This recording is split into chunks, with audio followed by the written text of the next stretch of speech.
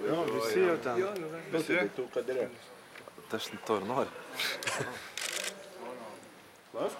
Klauskit, hebra. Nu ir pradedam, kokia mintis, kad jau yra kišenėje kelialapis į ketvirtfinalį? Tokia pati mintis, yra dar daug labai varžybų. Tiek pat rytoj laukia sunkus mačas, norim geresnę vietą įsigarantuoti grupiai. Tiek pat ateinančios kovos yra, dėl kurių reikia galvoti jau. Negalime atsipalaiduoti. O ką treneriai akcentuoja prieš ukrainiečius žaidžiant? Būtent į žaidėją, nes jisai viską kuria. Jiems dalina pasus gerai, geras šiaip yra žaidėjas individualiai stiprus, tai turim jį sustabdyti. Kurie varžovai tau palieka didžiausią įspūdį iš kitos tos grupės? Graikai, ispanai, visos komandos yra geros antroj grupėje. Negali nei prieš vieną nusiteikti, kad atiduos pergalę. Pasakyk, mūsų užduotis yra kuo aukščiau būti grupėje, pirma, antra vieta, ar ne? Jo, kiekvienas nori būti aukščiau, kad gautų silpnesnę komandą žemiau esančią kitoj grupėje. Ar tai būtų silpnesnė komanda, žinant tą grupę? Nežinau, rezultatai parodo, kad silpnesnė, nežinau. Čia labai sunkus klausimas. Vieną dieną gali būti vienaip, kitą dieną gali būti kitaip. Neaišku, kada kas kam įkris, kokie metimai ar kas kaip patrauks. Dažnai buvo, sakysim, su belgais, kad trūko paskutinę minutę motyvacijos. Dabar šiuo atveju dar turite motyvacijos su Ukraina, nes kelialapis yra. Kaip komandos ten visos stiprios, su visom kovot reikės. Tai buvo šiokia tokia pamokėlė, tos 5 minutės pabaigoje, tas paskutinis gal kelinukas, nes galbūt pamatėm rezultatą, kad buvo tikrai mūsų naudai nemažai ir atsipalaidavom gal šiek tiek, tai reikia padaryti išvadas ir neatsipalaiduoti, neišeiti atsipalaidavus rytoj.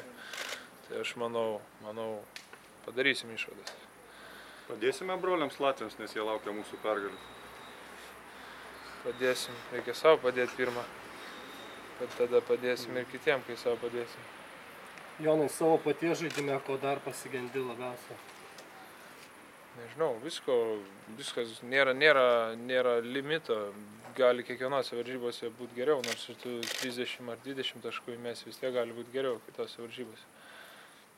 Kaip ta galvos trauma? Oi, labai gerai. Ne, viskas tvarkoja, tik 2 siūlės. Reikėjo siūt? Reikėjo. Pirmą kartą galvą praskirtai rungtynių metu? Ne, ne pirmą. Jonai, per visą laiką Slovėnijoje ir iš Toronto klubo atstovai skambino, teiravosi, kaip tau sekasi, ar gal kažką patarė? Šnekėjau šiek tiek ir su assistant coachais ir su ten dirbančiais žmonėmis, kad tiesiog paklausiau, kaip jaučiuosi, kaip ar nieks nekamuoja, kokie skausmai, ar pasiruošęs. Šis toksai kaip ir palaikymas. Jonai, ukrainiečių aukštaūgių linija pajėgi ganėtinai ar ne? Aš kaip sakiau, nėra nepajėgių varžovų antroje grupėje. Tai tikrai turi ir aukštų žmonių, ir stiprių fiziškai. Bus įdomu. Gal paklausiu, savotišką klausimą. Iš esmės, po kiekvienų rungtynių yra pateikiama jūsų mintinės pertraukėlės, ataskaita, rodomi vaizdai.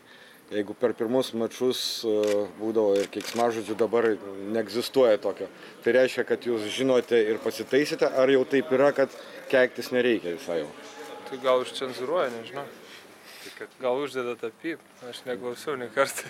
Gal pripratom mes tiesiog? Gal pripratot. Ne, negali kartais išsprūsta visko, kartais būna. Visiems būna to. Mano Riumė yra buvę taip. Ačiū.